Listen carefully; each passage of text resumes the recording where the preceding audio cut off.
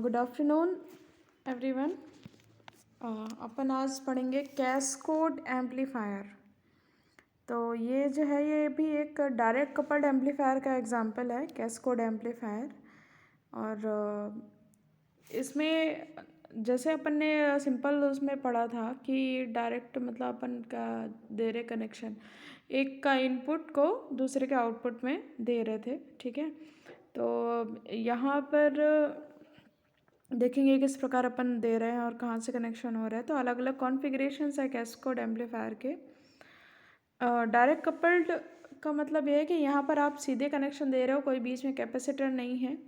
तो ये एम्पलीफायर जो है वो AC और DC दोनों के लिए उपयोग में लाया जा सकता है। तो आगे अपन पढ़ेंगे ये जो अपना डायग्राम है, इसमें अपन देखते हैं कि हाँ, ये जो अपना डायग्राम है, ये पहला नंबर का डायग्राम है अपना, ठीक है। ये अलग अलग कॉन्फ़िगरेशंस यूज़ करके बनाए गए हैं। देखिए यहाँ पर ट्रांजिस्टर का यूज़ किया गया है। दो ट्रांजिस्टर अपने, पहला वाला ट्रांजिस्टर जो है ये वाला, ये कॉमन एमिटर कॉन्फ़िगरेशन है, और अगला वाला जो है वो कॉमन बेस कॉन्फ़िगरेशन है। इसके पहले जब अपन ने RC कपल्ड में पढ़ा था तो उसमें दोनों सेम कॉन्फ़िगरेशन के थे, दोनों कॉमन एमिटर थे। लेकिन यहाँ पर यह कॉन्फ़िगरेशन चेंज है। यहाँ पर पहला वाला कॉमन एमिटर है, दूसरा वाला कॉमन बेस है। कॉमन एमिटर का जो आउटपुट है वो हमको कलेक्टर से प्राप्त होता है। तो ये रहा हमारा कलेक्टर, ये कलेक्टर है अपना, ये एमिटर है और ये अपना बेस है, ठीक है। तो यहाँ से प्राप्त होता है, यहाँ से जो कलेक्टर प्राप्त हो रहा है ये हम इसके कॉमन बेस के एमिटर पर दे देते हैं। तो कॉमन बेस को अगर हमको इनपुट देना है तो उसके एमिटर पर सिग्नल अप्लाई करना होगा। तो हम वही काम कर रहे हैं, यहाँ से जो आउटपुट मिल रहा है वो उसके एमिटर पर दे रहे हैं, और यहाँ से ये एम्पलीफाई करके हमको आउटपुट में मिल जाएगा। तो जो फाइनल आउटपुट है वो हम यहाँ से प्राप्त कर सकते हैं RL लोड से, ठीक है।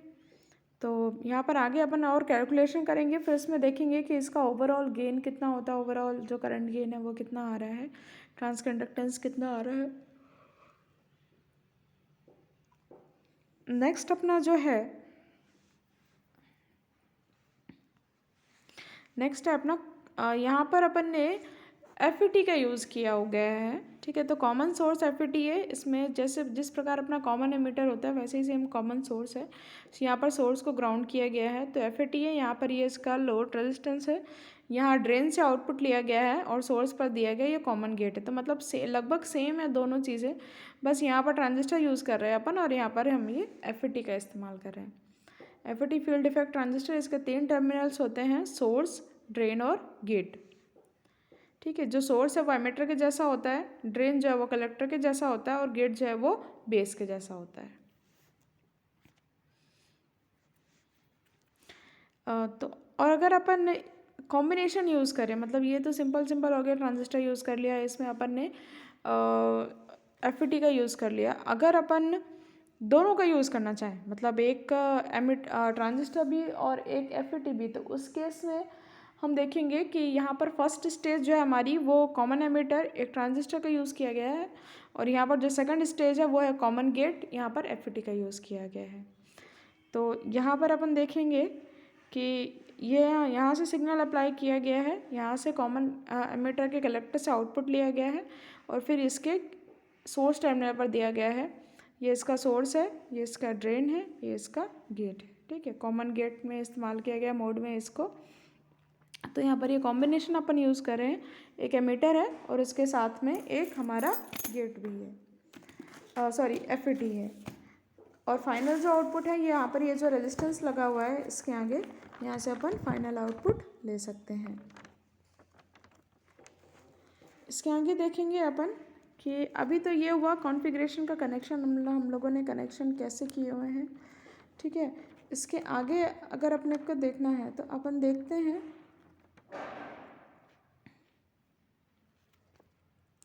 जस्ट मिनट, ये इसमें आगे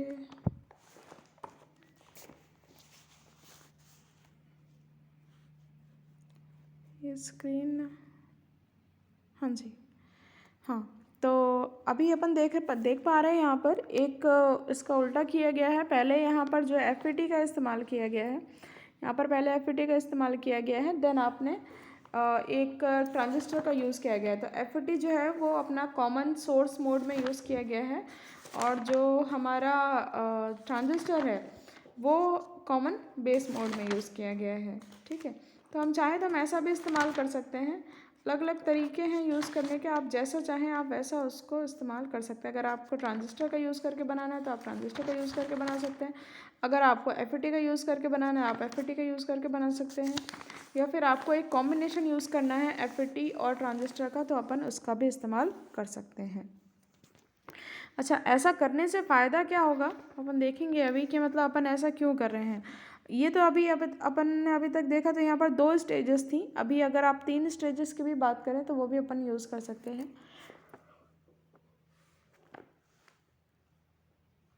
यहाँ पर ये एक और कॉन्फ़िगरेशन दिया गया है, ये देखेंगे अपन। ये यहाँ पर 2 ट्रांजिस्टर लगाए गए हैं, ठीक है, Q1 और Q2। ठीक है, तो जो Q1 है वो कॉमन एमिटर मोड में यूज़ किया गया है और जो Q2 है उसको कॉमन बेस मोड में यूज़ किया गया है। ठीक है, यहाँ से हम सप्लाई दे रहे हैं इसको और यहाँ से कलेक्टर से आउटपुट दे रहे हैं और फिर ये आउटपुट मतलब ये जो कलेक्टर है इसका, ये इसका एमिटर टर्मिनल से जुड़ा हुआ है।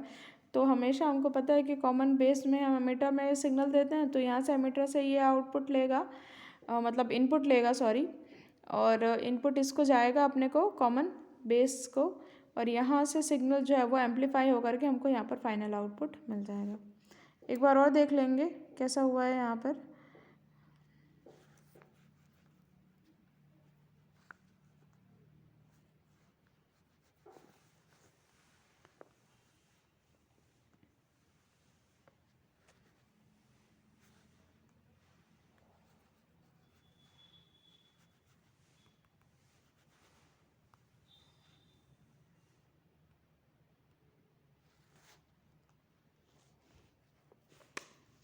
इसमें हट नहीं रहा है, ठीक है।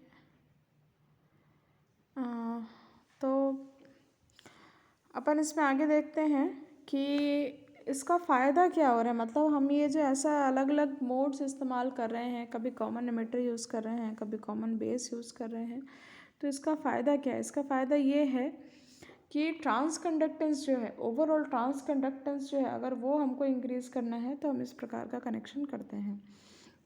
तो चलिए अपन देखते हैं इसकी वर्किंग थोड़ी सी।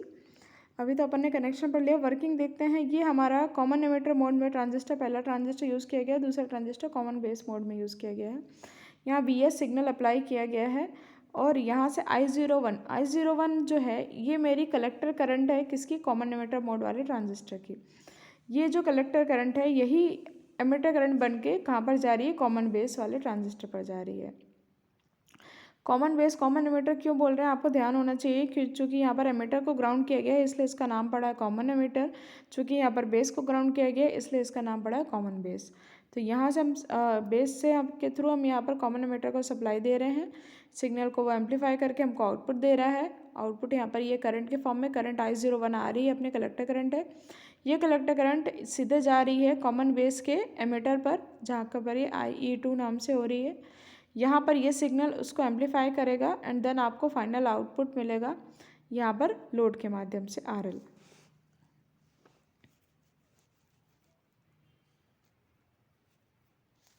ठीक है, तो अब यहाँ पर देखेंगे कॉमन एमिटर और कॉमन बेस। तो यहाँ पर क्या हो जाएगा अपना, ये GM1 पहला है, पहले का ट्रांस कंडक्टेंस है, GM2 दूसरे का ट्रांस कंडक्टेंस है। ठीक है, और यहाँ पर ये जो लोड है अपना RL, यहाँ पर करंट ये दी हुई है। अच्छा, अब अपन फर्स्ट वाला जो ट्रांजिस्टर है उसका ट्रांस कंडक्टेंस देखेंगे। तो फर्स्ट वाले का ट्रांस कंडक्टेंस GM बराबर कितना है, I0/VS। I0 क्या होता है, GM होता है ट्रांस कंडक्टेंस, इसको अपन रेजिस्टेंस का उल्टा भी कह सकते हैं। ठीक है, तो ट्रांस कंडक्टेंस जो रेजिस्टेंस है वो होता है करंट, वोल्टेज अपॉन करंट, और ट्रांस कंडक्टेंस क्या होता है, उसका जस्ट उल्टा, करंट अपॉन वोल्टेज। अगर आप वोल्टेज को चेंज करते हो तो करंट किस प्रकार चेंज होगी, तो वो अपना बताता है कौन, पैरामीटर ट्रांस कंडक्टेंस।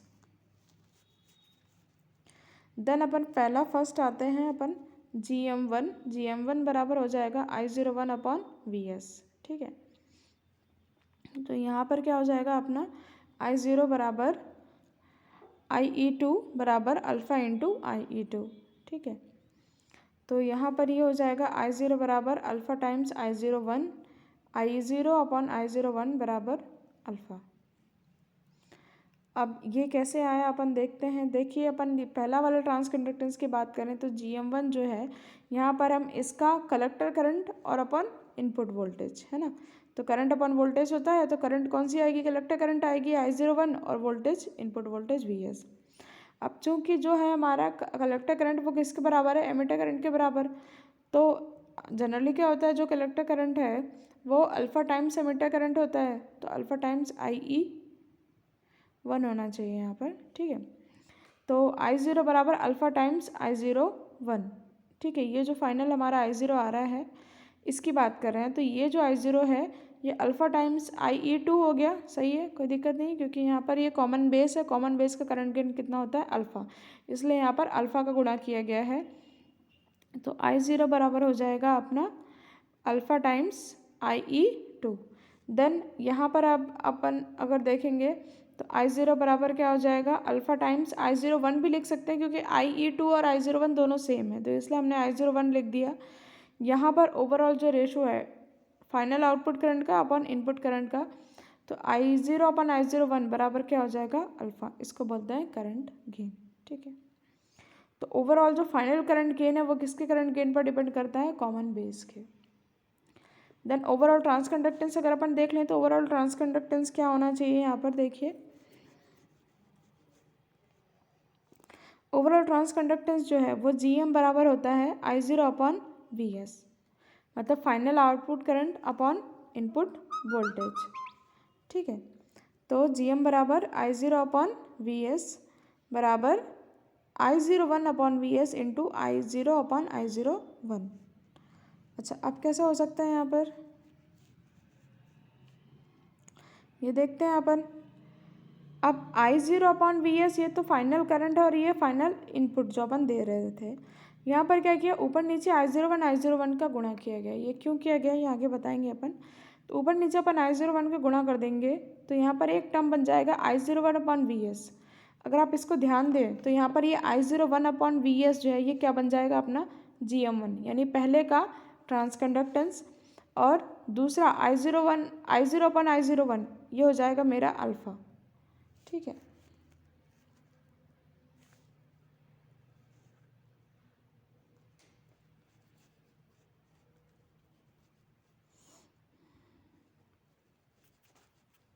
ठीक है, इसमें कुछ नहीं हो रहा है, आगे बढ़ते हैं।